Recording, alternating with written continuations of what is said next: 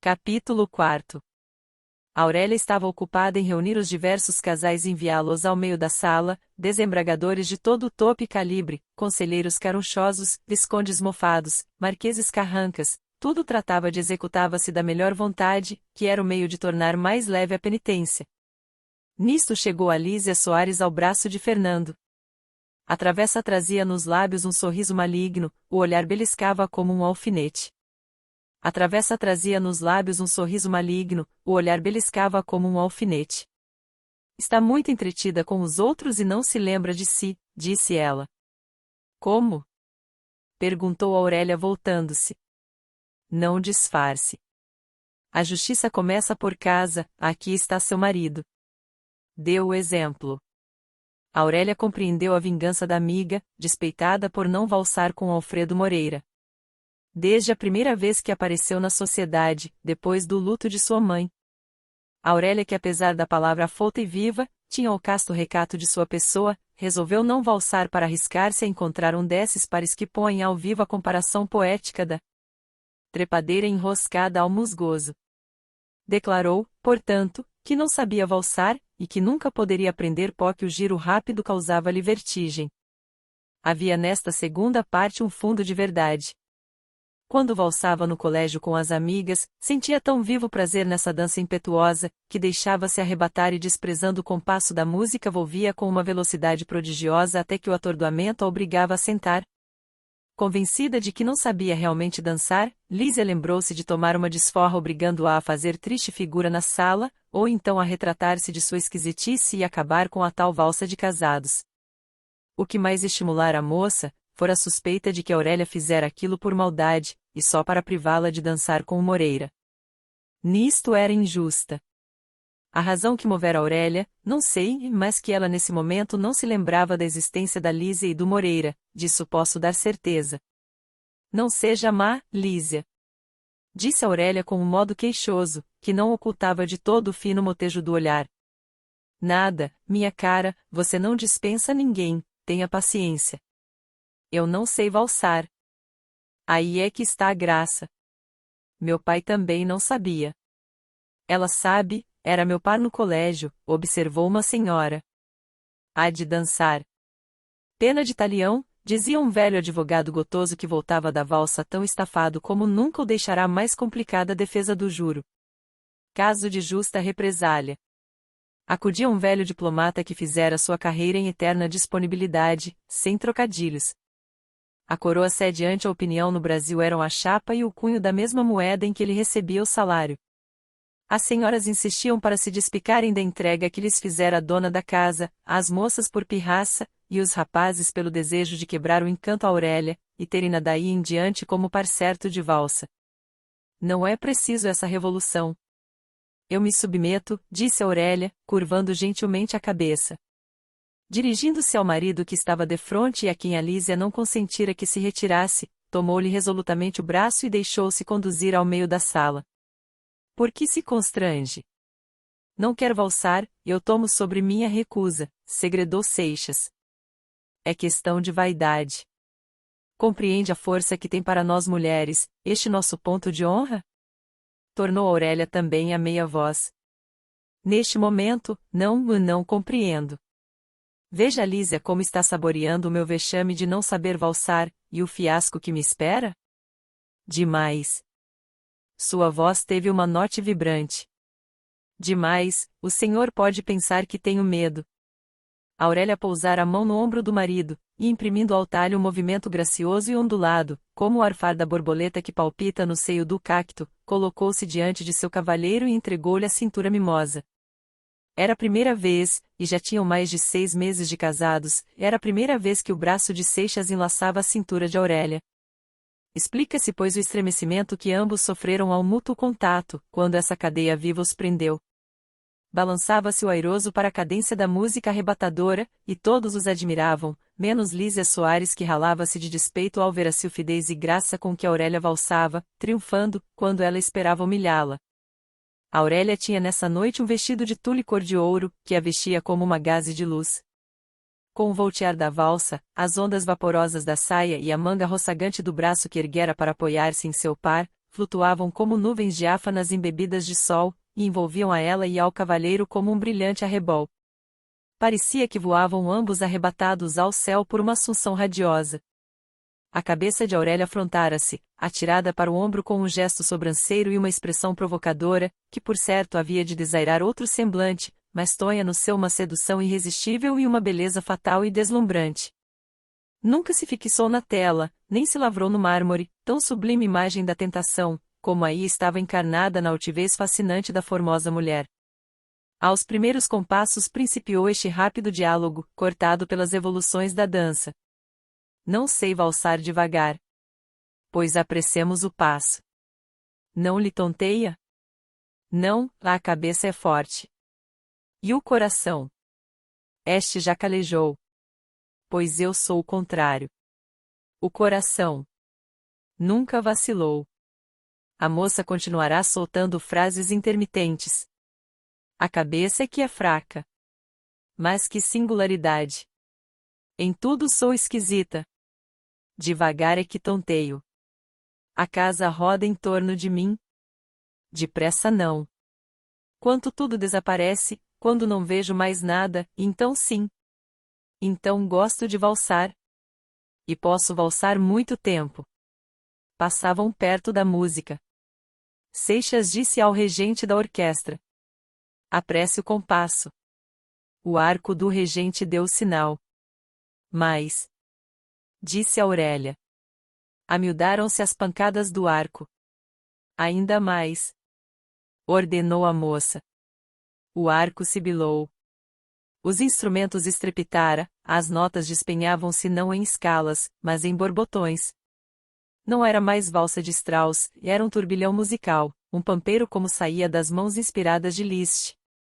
O lindo pararrojou-se, deixando a trotar classicamente os outros que não podiam acompanhar aquela torrente impetuosa. Obscurecia-se a vista que buscava acompanhá-lo, ele passava nublado por aquela espécie de atmosfera oscilante, que a velocidade da rotação estabelecia em torno de si. Aurélia cerrara meio as pálpebras, seus longos cílios franjados, que roçavam o cetim das faces, sombrearam o fogo intenso do olhar, que escapava-se agora em chispas sutis, e feriam o semblante de Seixas com os rútilos de uma estrela. A valsa é filha das brumas da Alemanha, e irmã das louras valquírias do norte. Talvez sobre essas regiões do gelo, com os doces esplendores da neve, o céu derrame alguma da serenidade e inocência que fruem os bem-aventurados, talvez que os povos da fecunda Germânia, quando vão ao baile, mudem o temperamento com que marcham à guerra, e façam correr nas veias cerveja em vez de sangue. A ser assim, pode a valsa ter naqueles países as honras de uma dança de sala. Em outra latitude, deve ser desterrada para os bailes públicos, onde os homens gastos vão buscar sensações fortes, que o ébrio pede ao álcool. Há nessa dança impetuosa alguma coisa que lembra os mistérios consagrados a Vênus pela Grécia pagã, ou o delírio das bacantes quando agitavam o tirso. É, na frase do grande poeta, a valsa imoura e lasciva, desfolhando as mulheres e as flores. Nunca a linguagem, que esse rei da palavra, chamado Victor Hugo, subjuga e maneja como um brioso corcel, prestou-se à mais eloquente expressão do pensamento. É realmente a desfolha da mulher, a despolpa de sua beleza e de sua pessoa, o que a valsa impudica faz no meio da sala, em plena luz, aos olhos da turba ávida e curiosa. As senhoras não gostam da valsa, senão pelo prazer de sentirem-se arrebatadas no turbilhão. Há uma delícia, uma voluptuosidade pura e inocente, nessa embriaguez da velocidade. Aos volteios rápidos, a mulher sente nascer-lhe as asas, e pensa que voa, rompe-se o casulo de seda, desfralda-se a borboleta. Mas é justamente aí que está o perigo. Esse levo inocente da dança, entrega a mulher palpitante, inebriada, às tentações do cavalheiro, delicado embora, mas homem. Que ela sem querer está provocando com o casto requebro de seu talhe e traspassando com as tépidas emanações de seu corpo. O que é a valsa? Mostrava-o aquele formoso par que girava na sala, e ao qual entretanto defendia os olhos maliciosos da casta e santa auréola da graça conjugal, com que Deus os abençoara. Fernando arrependia-se de ter cedido ao desejo da mulher e começava, ele um dos impertérritos valsistas da corte, a recear a vertigem. Seu olhar alucinado pelas fascinações de que se coroava naquele instante a beleza de Aurélia, tentou desviar-se e vagou pela sala. voltou porém atraído por força poderosa e embebeu-se no êxtase da adoração. Quando a mão de Aurélia calcava-lhe no ombro, transmitindo-lhe com a branda e macia pressão o seu doce calor, era como se todo o seu organismo estivesse ali, naquele ponto em que um fluido magnético o punha em comunicação com a moça. Depois essa estranha sensação tornou-se ainda mais intensa. Já não tinha consciência de si para perceber distintamente a pressão dos dedos em seu ombro. O que se passava nele era uma verdadeira introspecção da forma peregrina dessa mulher, que ele via em face. Mas sentia dentro de si. Aurélia não consente, como outras, que seu cavalheiro a aconchegue ao peito. Entre os bustos de ambos mantém-se a distância necessária para que não se unam com o volver da dança, e tanto que deixam passagem à claridade do gás. Entretanto, a sensação viva que Fernando experimenta neste momento é a do contato estreito, íntimo, do talhe palpitante da moça, como se o tivesse fechado em seus braços, e sua alma, semelhante ao molde que concebe a cera branda, vazava em si formosa estátua e recebia o seu toque mavioso. Se o colo de Aurélia pulsava rápido no ofego da valsa, embora os rofos do decote nem de leve roçassem o colete, ele, fechando os olhos e recolhendo-se, palpava em seu peito a rija galba do seio voluptuoso. Se um retraimento lascivo, peculiar à raça felina, imprimia ao dorso de Aurélia uma flexão ondulosa, que dilatando-se no abalo nervoso, brandia o corpo esbelto, essa vibração elétrica repercutia em todo o organismo de Seixas.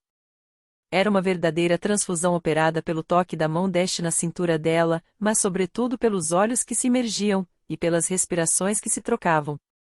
Não há flor de aroma delicado, como a boca pura e fresca de uma moça. Outros perfumes conheço mais vivos, alguns fortes e excitantes, nenhum tem a maga suavidade de um hálito de rosas, fragrância de sua alma, que Aurélia infundia nos lábios do cavalheiro. Neste deleito em que se engolfava, teve Seixas um momento de recobro, e pressentiu o perigo.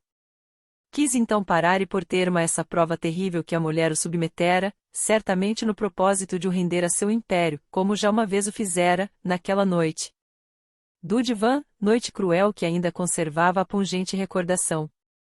Para reparar a parada, conteve a velocidade do passo. Percebeu Aurélia o leve movimento, se não teve a repercussão do pensamento do marido, antes que este o realizasse. Os lábios murmuraram uma palavra súplice. Não. As pálpebras ergueram-se, os grandes olhos, cheios de luz e de amor, inundaram o semblante de Seixas, e cerraram-se logo levando-lhe toda a vontade e consciência, como uma onda que depois de espraiar-se, reflui, trazendo no seio quanto encontrou em sua passagem. Seixas abdicou de si, e arrojou-se novamente no turbilhão. Tudo isto se passará em breves momentos, durante o espaço que o parvalsante levará para descrever pelo vasto salão 2 ou 3 elipses. Nos 4 cantos da casa, havia para ornato altas jardineiras de bronze verdadeiro e de trabalho artístico, lembrança de Aurélia que as encomendara da Europa.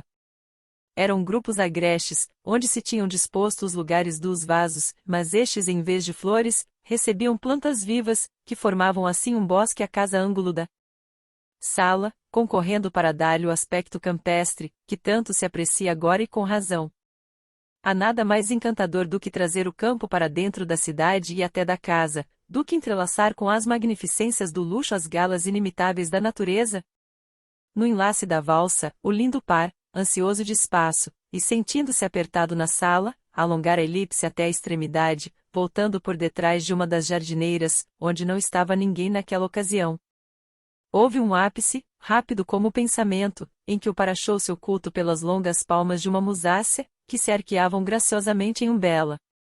Nesse momento um relâmpago cegou-os a ambos. 2 rosas se embalam cada uma em sua haste a aragem da tarde, inclinam de leve o cálix e frisam-se roçando as pétalas. Assim tocaram-se as frontes de Aurélia e Fernando, e os lábios de ambos afloraram-se no sutil perpasse. Foi um relance. O elegante par sumira-se atrás da folhagem, e já emergia da sombra e nadava na claridade deslumbrante da sala que ia de novo atravessar na elipse fugaz. Mas Fernando sentiu na face um sopro gelado. Olhou, Aurélia estava desmaiada em seus braços. A gentil cabeça ao desfalecer não vergara para o peito. Como se aprendesse o imã dos olhos que a elevara, inclinou a espádua do cavalheiro, com o rosto voltado para ele. Os lábios descorados moviam-se brandamente, como se sua alma, que ali ficará, estivesse conversando com a outra alma que ali passará. Seixas ergueu a mulher nos braços e levou-a da sala.